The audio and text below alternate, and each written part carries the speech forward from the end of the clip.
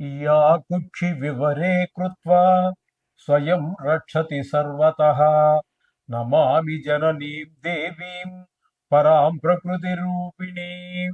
कृच्छ्रेण महता देव्या धारितोऽहं यथोदरे। तत्प्रसादात् जगद्दृष्टं मातुर्नित्यं नमोऽस्तु ते।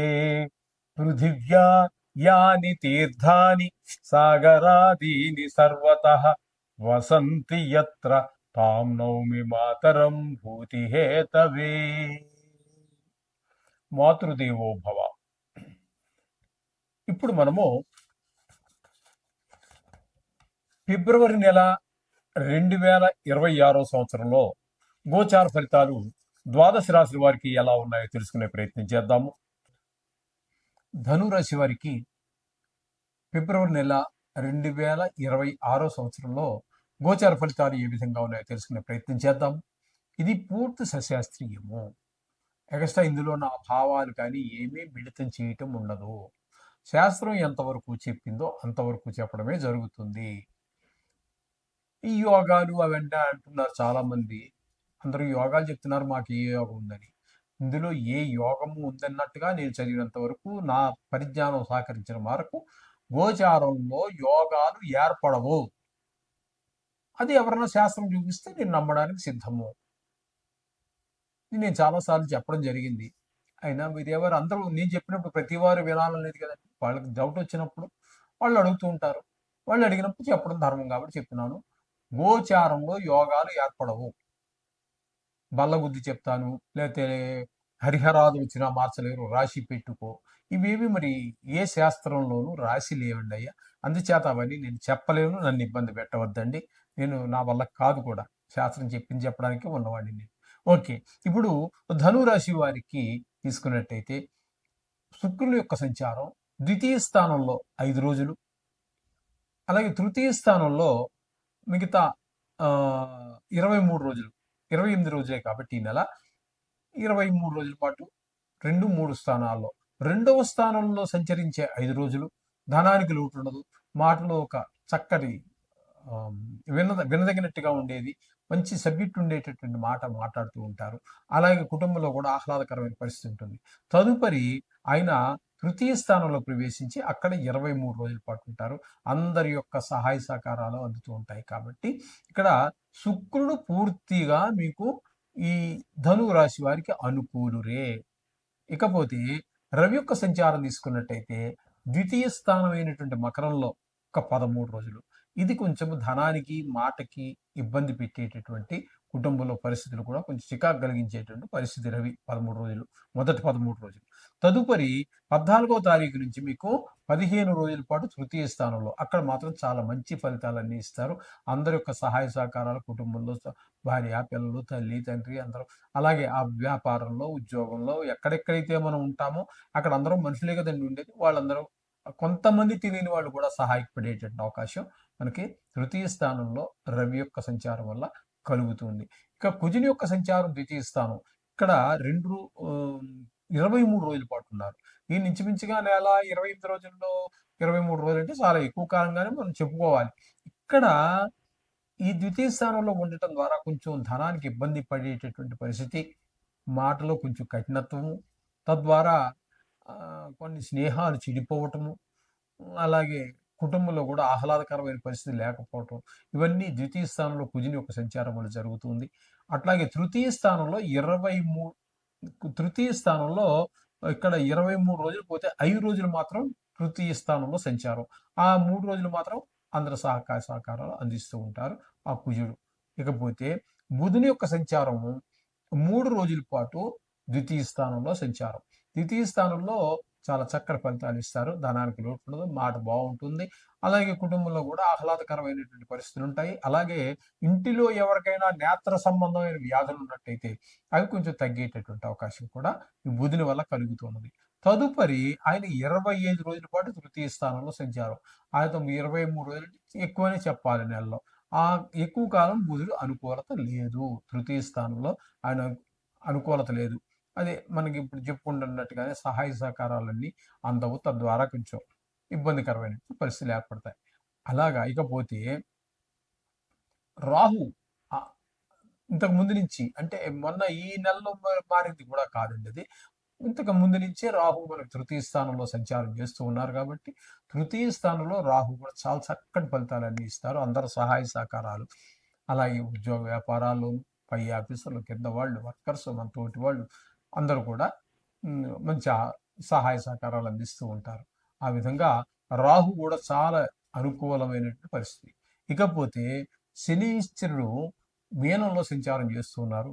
ఈ ధనురాశి వారికి అర్ధాష్టమ శని అంటారు దీన్ని. ఈ అర్ధాష్టమ శని వీరికి సంక్రమించి ఉండదు ఇప్పుడు. ఈ నెల రోజులు కూడా ఉంటుంది. కాబట్టి తల్లిగారి విషయంలో, విద్య విషయంలో, భూమి, గృహము, ఈ ఒక వాహనాలు ఇట్లాంటి విషయాల్లో కొంచెం ఇబ్బందికరమైనటువంటి పరిస్థితి ఉంటుంది. ఈ చతుర్థంలో ఖచ్చితంగా శని ఉన్నప్పుడు వీరికి ఈ ఇది రియల్ ఎస్టేట్ వారికి మాత్రం అస్సలు అనుకూలమైన కాలం కాదు. కొంచెం గడ్డు కాలంగా మనం చెప్పుకోవాల్సి ఉంటుంది. ఇకపోతే సప్తమ స్థానంలో గురు సంచారం. సప్తమ స్థానంలో గురు సంచారం అనేది చాలా ఆహ్వానించదగ్గ పరిణామం. ఎందుకంటే వివాహం కాని వారికి వివాహం కుదరటము, లేకపోతే వివాహం జరగటము, అలాగే వివాహం అయిపోయి ఉందనుకుందాం సపోజ్, వారికి అన్యోన్య దాంపత్యం ఇట్లాంటివన్నీ కూడా మనకి 7వ స్థానంలో ఉండటం వల్ల మనకి ఇంత చక్కటి ఫలితాలన్నీ ఏర్పడుతూ ఉంటాయి. ఎందుకంటే అన్యోన్య దాంపత్యం కంటే కావాల్సింది ఏముందండి, ఇంటికి వెళ్ళాలంటే కొంచెం భయపడిపోయే జనాలు ఉన్న కాలం ఇది. మరి ఇంటికి ఎప్పుడు వెళ్దామా అనిపించేటటువంటి పరిస్థితి అంతా కూడా ఈ ఈ ఈ ధనురాశి వారికి సప్తమ స్థాన గురువు వల్ల లభిస్తూ ఉన్నది. ఇకపోతే భాగ్యస్థానంలో కేతుగ్రహ సంచారం ఇది అంత శుభప్రదమైనటువంటి ఫలితములు ఇవ్వదండి. తండ్రి గారి ఆరోగ్య విషయంలో కానివ్వండి, గుళ్ళు గోపురాలు వెళ్ళి తిరగడం, దేవుని దర్శనం చేసుకోవడానికి, వీటన్నిటికీ కూడా ప్రతికూలమైనటువంటి ఫలితాలన్నీ కూడా కేతుగ్రహం మనకి ఇవ్వబోతున్నది. అంచేత కేతు కూడా అనుకూలం కాదు. మొత్తంగా మనం చెప్పుకోవాలి అన్నట్టయితే ఇక్కడ శుక్ర భగవానుడు పూర్తి అనుకూలుడు. ఏమండి, ఇక తృతీయ స్థానంలో ఉన్నటువంటి ఈ రవి 15 రోజులు అనుకూలమే, కుజుడు ఒక 5 రోజులు అనుకూలము, రాహు పూర్తిగా నెలంతా అనుకూలము, గురువు అనుకూలము. ఈ విధంగా మొత్తం మీద పాక్షికంగా యోగించే గ్రహాలు తక్కువ ఉన్నప్పటికీ రాహువు గురువు మాత్రం పూర్తిగా నెలంతా అనుకూలిస్తున్నారు. శుక్రుడు కూడా 3 గ్రహాలు, ఇవి పాక్షికంగా 2 గ్రహాలు. మొత్తం మీద ఈ ధనురాశి వారికి కూడా పర్వాలేదని చెప్పుకోవచ్చు. ఏదేమైనప్పటికీ కూడా నవగ్రహాలను వదలమాకండి. అలాగే ఈ మహాశివరాత్రిని దాన్ని సద్వినియోగపరచుకోండి. తద్వారా నవగ్రహాల దోషాలు కూడా తొలగిపోయే అవకాశం స్పష్టంగా గోచరిస్తుంది. శుభం ఉపజాలరం.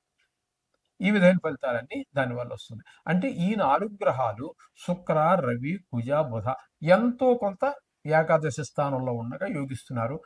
ఏ స్థానంలోకి వెళ్ళి మధ్యలో వెళ్తున్నారు, నెల మధ్యలో. కాబట్టి వీటినన్నింటినీ సంక్రమణం అనొచ్చు, తప్పేమీ లేదు. ఆ సంక్రమణం జరిగిన తర్వాత అంటే సెకండ్ హాఫ్ అంతా కూడా మనకి ప్రతికూలమైన ఫలితాలే ఉన్నాయి. ఇకపోతే రాహుగ్రహం ఇది నెల రోజుల నుంచి కూడా, ఈ నెల రోజులు కూడా మొత్తం ఏ స్థానంలో ఉంటుంది. అది కూడా ధన వ్యయము, ధన నష్టం ఇవన్నీ కల్పిస్తుంది. మొత్తంగా మనం చెప్పుకోవాలి అన్నట్టయితే ఇందులో వీరికి అనుకూలమైన ఫలితాలు, పూర్తిగా అనుకూలమైన ఫలితాలు ఇచ్చేది ఒక కేతుగ్రహము, ఒక శుక్రగ్రహము. మిగతావి రవి, ఈ కుజ, బుధ ఇవన్నీ కొద్ది కొద్ది రోజులు మాత్రం మనకి ఏకాదశంలో ఫలితాలు ఇస్తుంది. పూర్తిగా నెలకి నెల ఇచ్చే పెద్ద గ్రహాలు తీసుకున్నట్టయితే శని, కేతు 2 గ్రహాలు మాత్రం సుఫలితాలు ఇస్తూ ఉన్నాయి. కాబట్టి ఏం కంగారు పడకండి. దీనికి కంగారు పడాల్సిన పనే లేదు. ఇది గోచారం.